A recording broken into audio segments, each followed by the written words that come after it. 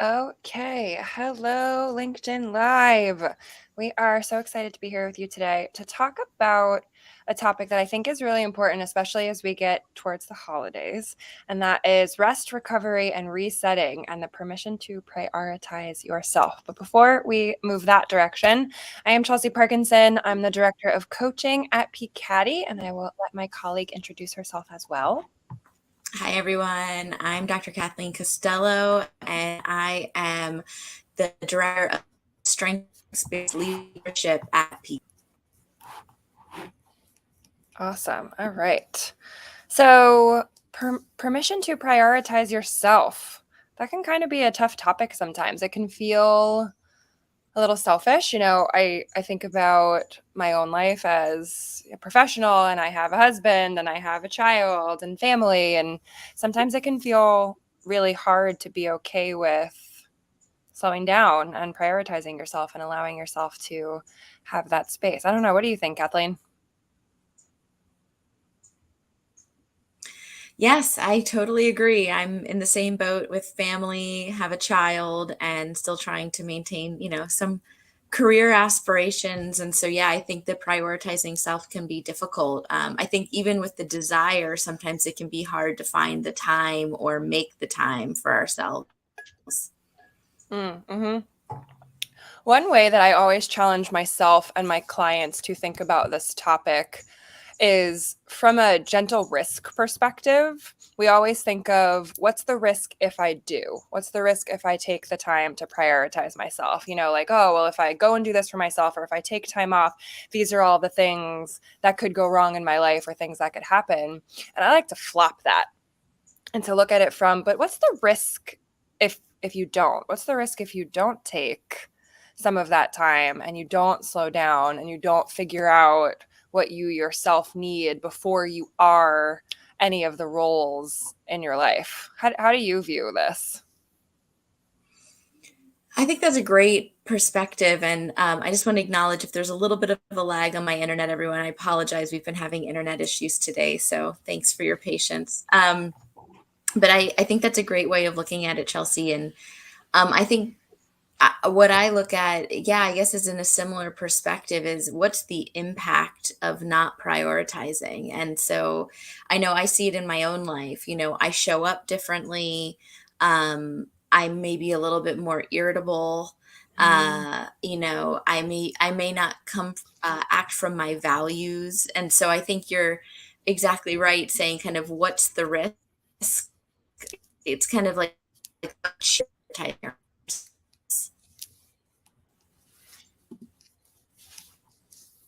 Yeah. And that's a hard way to allow yourself to think sometimes, to be able to flip that switch and to look at it from all of the things that can be impacted if we don't take that space and time, because we're so programmed to think the opposite. We're so programmed to think about, if I do slow down for myself, it makes me selfish, or I have all these other things that I could or should be doing.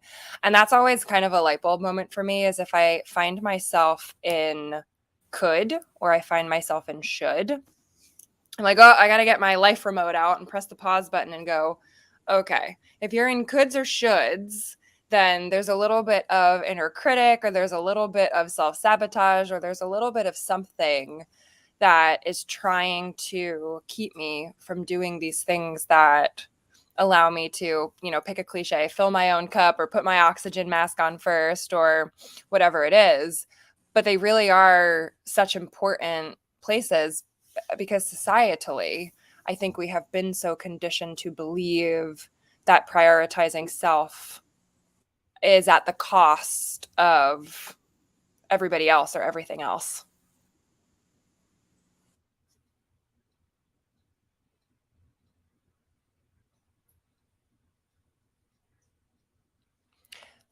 So let's dig a little deeper into kind of the risk reward system of prioritizing self. I think Dr. Costello is having a little bit of an internet pop right now. But prioritizing self, it doesn't just have to be things like getting a massage or, and it totally can be, certainly.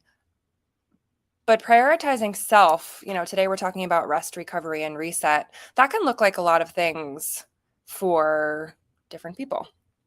I think for me, when I consider rest and reset, I think about what makes me feel full, what makes me slow down, what makes me recharge, and what gives me energy to go back after the different things that are in my life. So you'll see the background here. I'm currently sitting outside in my porch. Ooh, Dr. Costello is back. Hello. Hello. I just had to switch to my phone because internet is just being crazy today. I know. I will share with our audience. I recently moved, which I was getting ready to explain my background here and the ebbs and flows of getting new Wi-Fi and just life that gets in the way.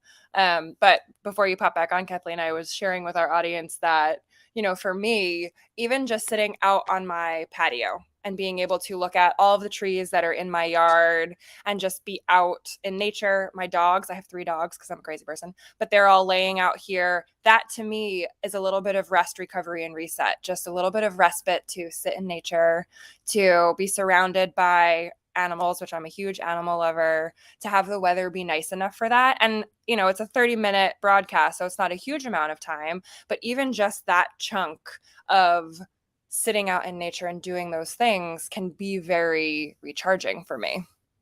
Absolutely. I noticed that you were outside and I was like, oh, that looks so nice. It's kind of rainy and dreary here. And yeah, I mean, and I can totally relate. I mean, part of me is just laughing at the comedy of errors I've had this morning with trying to get into, I've had 2 different computers I'm trying to log into this broadcast from. And part of it's because I am home visiting family. My husband and my 2-month-old and I road tripped 14 hours to Delaware to visit our family. And, that kind of goes along with what the theme is today. Like I was actually really excited to come, home, quote unquote, because I felt like once we arrived, I could really just kind of unwind and, have the support of family and all of that. But with that, also comes challenges, right? Different Wi-Fi networks, different technology challenges, all of those things. So, I mean, I think that speaks to how sometimes there really is a give and take with finding rest and recovery. It's not always this perfect spa-like experience where we get Right. to go somewhere for 2 days and be pampered, but it's like we have to find it where we can. Yeah. Yeah. And I love that point because I think, I started this broadcast today thinking about how in this particular season, prioritizing self can be so hard because, societally, this season is about giving. And certainly I am not putting those 2 things in conflict to say that you shouldn't be giving and you shouldn't be showing up for all of those things, but not losing yourself in all of that, not losing yourself in how tempting it can be to be so busy and do all of the baking and the cooking and the cleaning and the shopping and all of that stuff, but to remember, there can be even just 30 minutes of sitting outside. And maybe there are creative ways too. Technically I'm working right now on this broadcast, but I'm sitting outside and enjoying the weather at the same time. So the creative element of and I'm Mm-hmm. working or I'm doing this I think can be a lifesaver in really busy times so that you don't feel like there's, what's the right way to word this? Conflict and cost. A is not the cost of B. Me working right now, there isn't a cost then associated because I'm sitting outside. They can Mm-hmm. be together. So I would be curious what you think about the and. Yeah, I love that. Absolutely. Earlier today when my technology wasn't working, I had to jump on a meeting and I was really tempted to go out for a walk. So, to have it be by phone and then go walk while I'm on the meeting. And Mm, I talk to a lot of clients about that. And I think more people are doing that, especially because we're in this work from home culture where there are these creative ways. I'll talk to clients sometimes about just like building in little moments of pleasure during the day, mm, whether it's taking a 10-minute break and going and doing some yoga or if you have a favorite snack or even sometimes it's just luxurious to just make like a warm cup of coffee and like actually savor it. mm. um, I think that's the other piece, is that it isn't always easy to carve out these big chunks of time. So that's where the and becomes so important. Also, to what you were saying about like it being the holiday season, one of the things that I've been thinking a lot about is how to find more joy in what I'm doing. I think it can become Mm, really easy. This is supposed to be the most wonderful time of the year, right? Quote unquote. And yet it can be so busy, so task oriented. And I see it in myself and a lot of friends and family and clients, like how stressed we get at this time of the year that's actually supposed to be about family and connection and gratitude.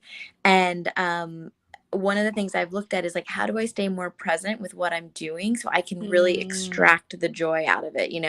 Going holiday shopping, baking, being with my child, to instead of looking at it as a task to be done, look at it as, oh, this is something I'm getting to do, and really be present and find the positivity in it.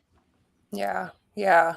And I think that's part of the recovery. Like we've got our rest, recovery, and reset. Part of recovery is being able to enjoy some portion of something. Certainly, there could still be, this is the and again, right? Like there could be a stressful portion to holiday shopping. Parking at my local mall, very stressful. And, I can still enjoy the idea of what I'm about to go and do or get excited about, that perfect gift that I'm getting ready to purchase for somebody, or even just something as little as enjoying the holiday decorations inside the mall, like a big ornate Christmas tree and the way all the stores are done up can be a really good way to recover from some of the overstimulation at the Mm, same time as you're experiencing it. I always find it so interesting that we have been so conditioned in the or the but. Well, I'm mm, either this or I'm that way. Or if I'm stressed, I can't possibly also be finding joy in something. And I right. think it's a little bit rebellious to say, well, I don't have to choose to just be stressed by holiday shopping. I can dilute the stress by introducing pops of joy and pops of other things because I'm choosing to find them in a circumstance. Absolutely. I totally agree. I totally agree. Yeah.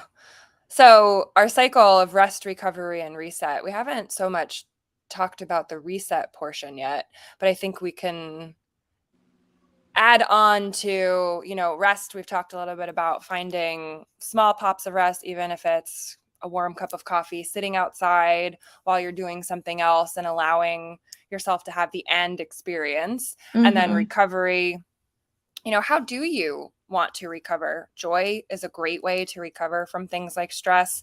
I always think about emotions kind of like the color wheel. Like Yeah. when you were in introductory art class and they showed you the color wheel and it was like, well, orange and purple are across from each other and this are across from each other. Yeah. And I like to think about my emotions kind of like that of, okay, so if, part of my current emotional experience is stress or frustration or irritation, I just moved. So these are all kinds of emotions that I have been living on the Yep. daily. Is then thinking about if my emotions are on the color wheel, what are some things that exist, directly across from these emotions? And then how do I find them? And for Yeah. I me, love that. that's like a super quick pop towards recovery of stress is for me opposite generally to like things of organization. Mm, When things are calm and organized, stress is not that way for me. So I can go and find something and say, I'm going to get organized in this arena. I'm going to dilute the stress. That's kind of like an active recovery type of situation for me. How do you find the recovery portion of this? yeah, that's a great question. For me, it's being able to identify when I'm in a moment of stress or fight flight and actually like tapping into it. And then usually, if I don't have a lot of time, it's just taking some deep breaths. Mm, I know that sounds so simple.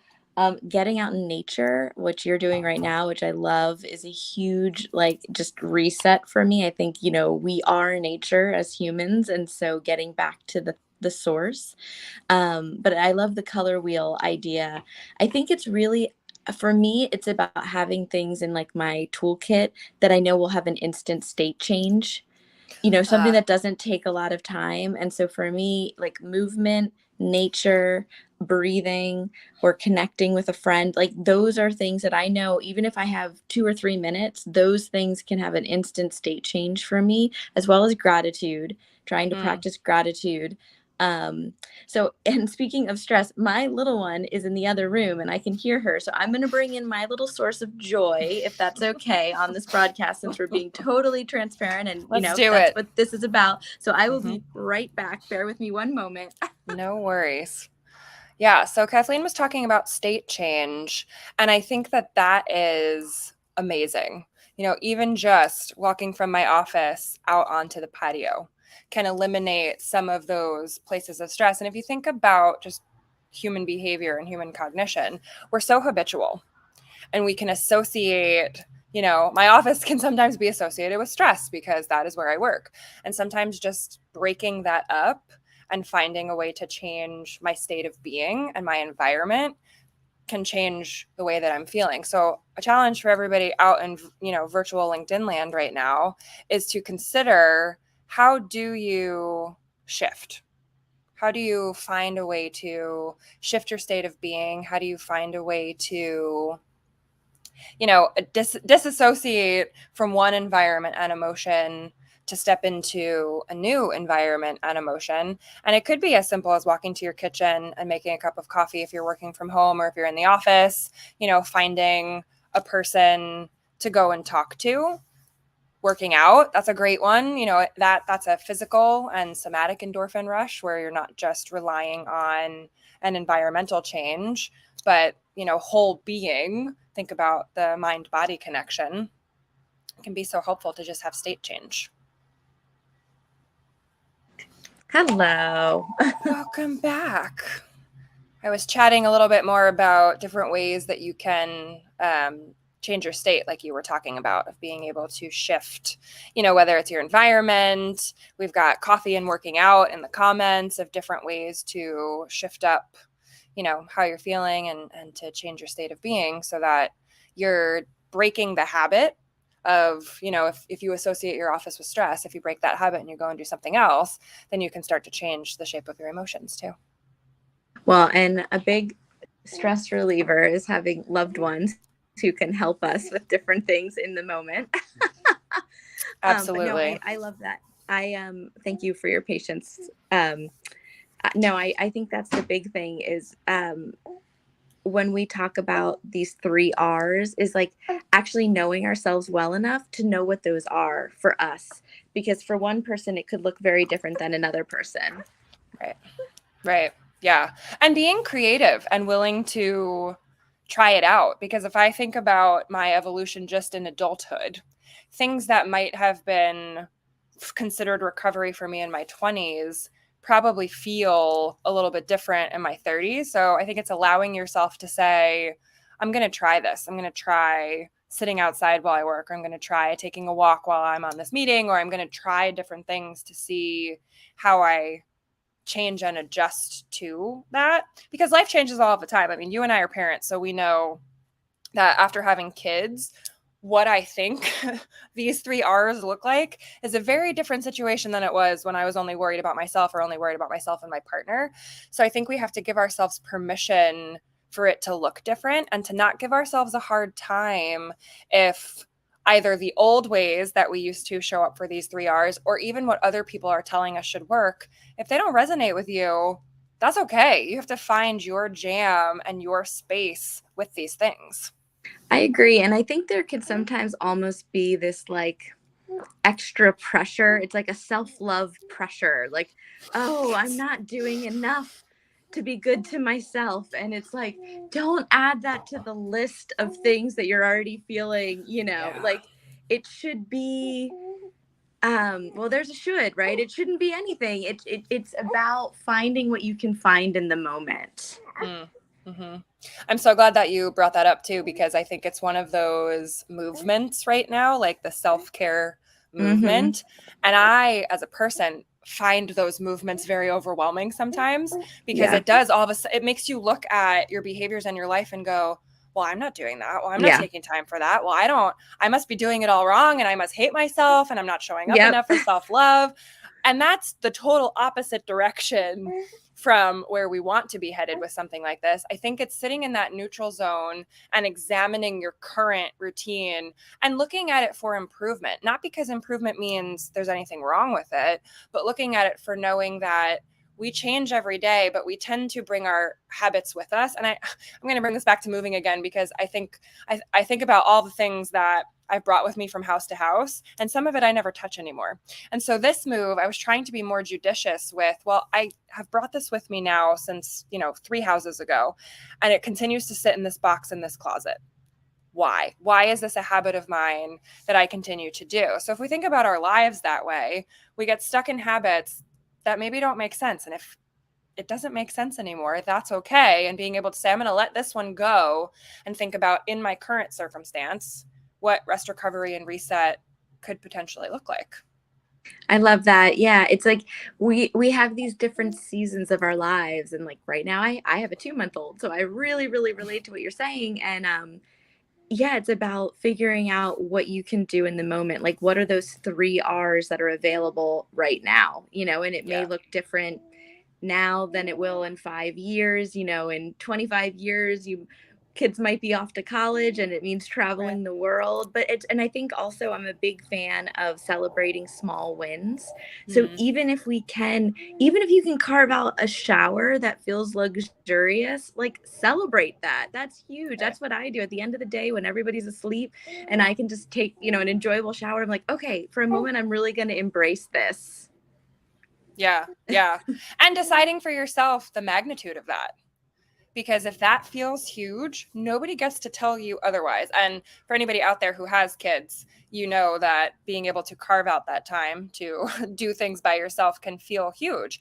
And you get to decide what the win size is. Maybe to somebody else it's a small win, but in your circumstance, if it feels huge, great. Allow yourself to step into the fact that, right now it feels huge to me that I have 3 dogs and one of them is 8 weeks old. They're not barking at each other. They're laying here quietly. That might not seem like a big deal to people who don't have animals. This is massive to me, to be able to sit out here with my dogs, with it quiet, be out in nature. That is a massive win. And so the high of that is something that's going to allow me to move through these 3 R's. It's very restful for me to be out here, and that's recovery from the stress of the last week of my life with moving. And it's going to allow me to reset, to move into the rest of my day, the rest of my week in a way that's supportive of what I'm trying to create.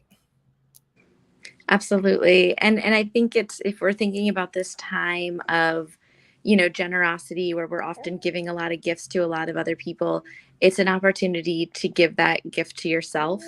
Yeah.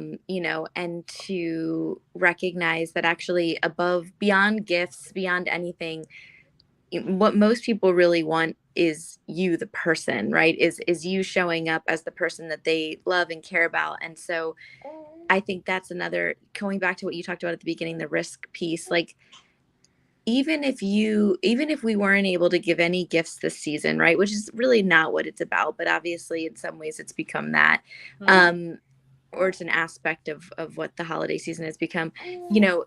I think that if people knew that we were giving more to ourselves in order to really try to show up wholeheartedly, that would mean more to many folks than receiving something, because Right. really the people in our lives just want us as the best versions of ourselves. And the way to do that is to find time for these 3 R's. I know Yeah. this conversation is inspiring me even more too. I mean, I definitely try to find it, but I think we have to be really intentional, because the busier we get, the more full our plates are, actually, the more difficult making time for these 3 R's will be.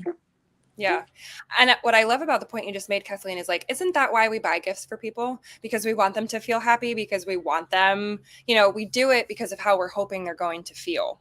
Well, if we do that ourselves outwardly, it has the same effect. If we're making ourselves happy, if we're showing up for what we need, I think about the things that I have bought people in the past, spa gift cards and go get your nails done, like go do these things, because I'm thinking about, well, I want them to carve out time for themselves and I want them to do these things. So if we all want that for other people, then if we do it for ourselves, we are also giving them what they want for us. And I think it's funny that we worry that they will think differently about us. But at the end of the day, the people that are closest to us, the people whose opinions should have an impact and should matter, they want all the same things for you that you want for you. So if you give them to yourself, you're kind of doing it for them too. Win-win. Right? Well, and I just love to, like, in this broadcast, like, you know, for both of us juggling so many things, making time to do this because we think this is important, you know, and Right. I just want to, like, reiterate to anybody who's watching, like, Chelsey and I are both, like, we're walking our talk, right? We're trying to do the same thing over here. And I mean, evidenced by being with, you know, Chelsey's pups, me with my baby. Like, it's not necessarily the easiest thing, but I think that's why it's so important to talk about it, because it is so imperative. Yeah. And to give yourself that permission to know that, you know, at the end of the day, you are responsible for you. At the end of the day, your responsibility is how you show up in the world. And the only way you can do that, the way that you want to do it, is to spend some time working on yourself and to work within, you know, what's going on in your own life. And the work is hard. You know, to Kathleen's point, we're not experts at it. We're experts at helping us all manage it and to sort it out and to figure out, you know, what do I want this to look like? Because that's what coaching is really about, is answering those questions for yourself. But we are living and breathing the same experiences every day of trying to fit in a couple of minutes of, you know, rest, recovery, and reset, and trying to figure it out alongside everybody else, and to know that it will be worth it. And I think that's kind of like the bow on the 3 R's, is that who and how you want to be in the world, that's one of the only things you truly control. Mm-hmm. And if you can get a handle on not controlling it perfectly, because we're human, but really being able to manage that and being able to step into yourself so that you show up as the version of yourself that you want to be, that to me is worth every second of trying to figure out where I put these 3 R's into my day. I love that too. And I guess maybe I know we're getting close to wrapping up, but I think one of the PPCaDI principles is values. And I think something that's worth reflecting on is actually how much we each individually value rest, recovery, reset, if it's even something we've really thought about. Because I think, you know, at different stages of our lives, it's easier, right? We may not have to be as intentional about it. And so if it's not a value, or it's not of high value, it's likely to continue to be something that's not prioritized. And so I think that is also something worth looking at for each of us, is, you know, actually how much do we value this? Back to what you were saying, what is the cost? What is the risk if I don't do these things for myself? I think we've all probably had evidence of what happens when we don't make time for ourselves. So, and if it is of low value, or if it maybe isn't even on your values list, what would it take for it to become a value? Those are really good questions to leave our audience with. Do you value it? And if you don't, what would it take so that you do value it? Because, to take us back to the top, the risks and the impacts of not valuing yourself, they're worth exploring, and they're worth figuring out how you want to work with that. So, well, those are your powerful questions that we will leave you with to ponder, your values around the 3 R's and how you want to show up to them, and just to think about how you're going to make some space for yourself, whatever that looks like. We've given lots of options today, but it certainly is not the period on the end of the sentence when it comes to how you fit the 3 R's into your life. They're very personal. They're very individualized. They're going to look different for every person in every season of their life. And we hope that you will consider how you're going to show up for your 3 R's, not just in the holiday season, but, you know, throughout the year. Absolutely. And I just want to acknowledge, you know, anyone watching this live or who will rewatch this in the future, you know, thank you for taking the time out, because that also shows that you value yourself enough to watch a broadcast like this, to get some ideas, to help you prioritize it. So if you're watching this, give yourself a pat on the back. You just set aside 30 minutes in order to try to help yourself more. And even that, even if it's just that, is something worth celebrating. Yes, perfect. And as usual, Kathleen is a great hype girl for who you are and how you're showing up. So if you need any help with your 3 R's and prioritizing yourself, make sure that you look on our website, and we're always available to coach you through how to be your most authentic and best self out in the world. We appreciate your time today. Happy holiday season, and enjoy a cup of hot chocolate or coffee and take a few minutes to enjoy those moments for yourself today. Kathleen, thanks for joining me today. Yes, thanks, Chelsey. Thanks, everyone, and have a wonderful holiday season. Bye.